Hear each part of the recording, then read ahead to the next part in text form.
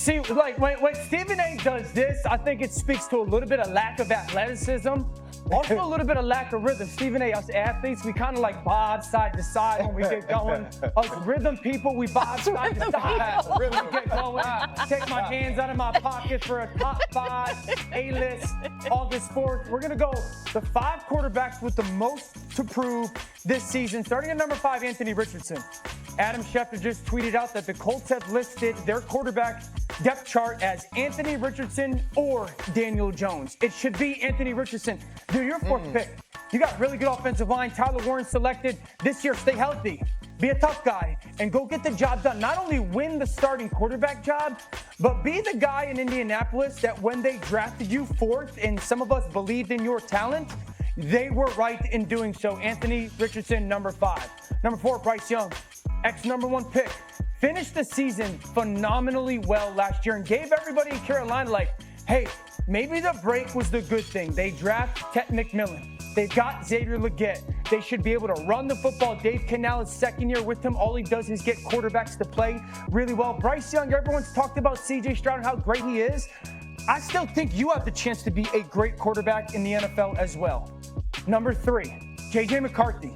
Last year, Sam Darnold in Minnesota with basically the same team, 35 touchdowns, passer rating over 102.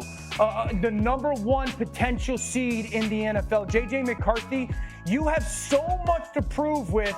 You were right, letting Sam Darnold walk out of the building, letting Daniel Jones walk out of the building, taking me number 12. National championship winning quarterback is going to be absolutely worthy of that starting role. Number 2, Trevor Lawrence. Come on, dude.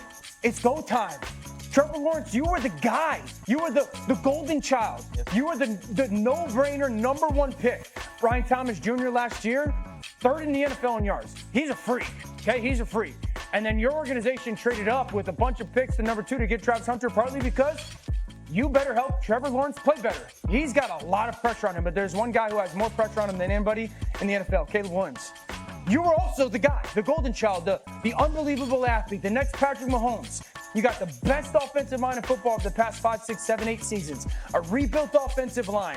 Plenty of dudes to throw the football to. A 1st-round draft pick at tight end.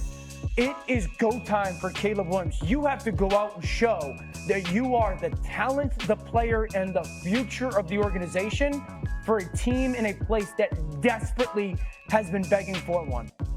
Okay, I like it. This is a guys. good list. What? All this right. is a good list. Wow. This is a quality I just want to list. note that it's easy to stay on rhythm when there's no music playing. I just want to Quality list. How do I stay on rhythm? It's easy to stay on rhythm when there's no music The playing. warming of the hands. The warming of the hands really good. Okay, so you think this is a good list. Give me a grade and tell me why you think it's a good list. I think it's a good list. One, because Caleb Williams absolutely not only has the most to prove, but he's just under the most pressure. If Caleb Williams doesn't play well week 1 against the guy who's number 3 on this list, first take, get up, everybody's going to fire him. He's going to be in the position that Bryce Young was early on last year. Yeah. And people are going to be asking, did they make a mistake drafting him number 1 overall, especially if Jaden Daniels plays well. And to me, Trevor Lawrence at number 2 is an absolute no-brainer. 1 and 2 in this list is perfect.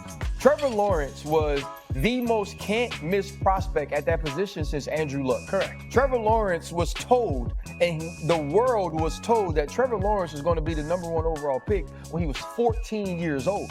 And it was supposed to take a buffoon to not make this guy a Hall of Famer. And we're sitting at a point right now where we don't know if he can actually play. Yeah. And now you have 2 super talented wide receivers, Liam Cohen, who has been at different places and made and helped quarterback, whether it's Will Levis at Kentucky, whether it's Baker Mayfield at Tampa Bay. He's helped quarterbacks play better, and he was brought there for one reason and one reason only. I'm with you. Top 3. I'm with you both guys. Top 3. Yeah. I think what's interesting about this is that the level of expectation where we think these teams will be at the end of the season, aside from J.J. McCarthy, I think we could agree that we're not looking at Super Bowl contenders, right?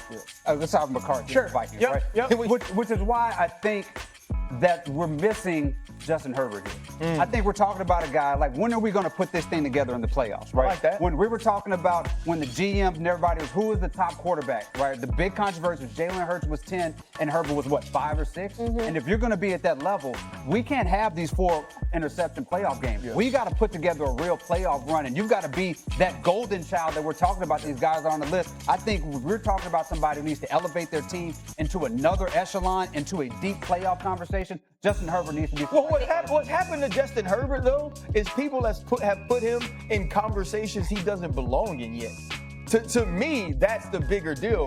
Justin Herbert has this. I'm with you. I agree. I agree with that. Yeah, he has this tantalizing amount of talent. Okay, come on. Well, Okay. because here's the thing: if you put him in that conversation, he's underachieved. Yes, Right. absolutely. That's my point. So you can't have it both ways. You put can't have it both If ways. he's in the top 6, he's Yes. underachieved. And not only has he underachieved, he's a choke artist. Yes. Yes. All right.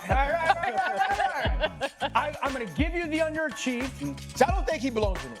but here's my thing.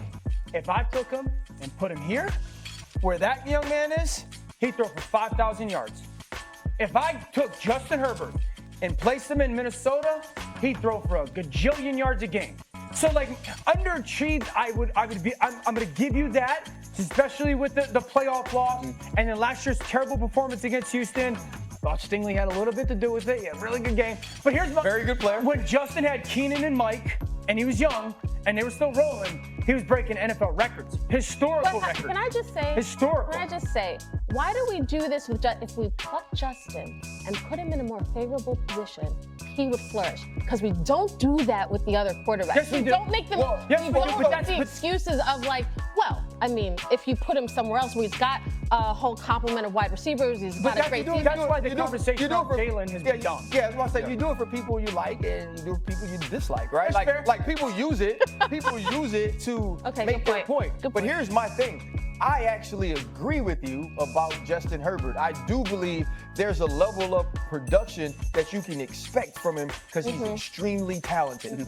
And I also feel now I have enough experience in watching him, I can expect him to not play well in big moments. Right? So it should be. So he is missing. From Yeah, this like list, I agree that he could go through a whole season and not throw 4 interceptions, and then I also agree that he could get to the playoffs and do it. I don't have a pushback These on guys that. all week, our expectation of them start with week 1, right? You said yourself, when we're coming down to Caleb Williams week 1, we're going to try. And Justin Herbert's expectation doesn't start week 1. I want to see the playoff performance. That regardless of who the compliment, that we can talk about, you can put him with J.J. McCarthy. Okay. The team that he has, the team that he has. Now people gonna get mad at me, and it's okay because they don't let me come to Baltimore anyway. if this is the Justin Herbert conversation, and we've now switched sort of what we feel, whether or not what week it starts in, now Lamar Jackson has to be on that list too.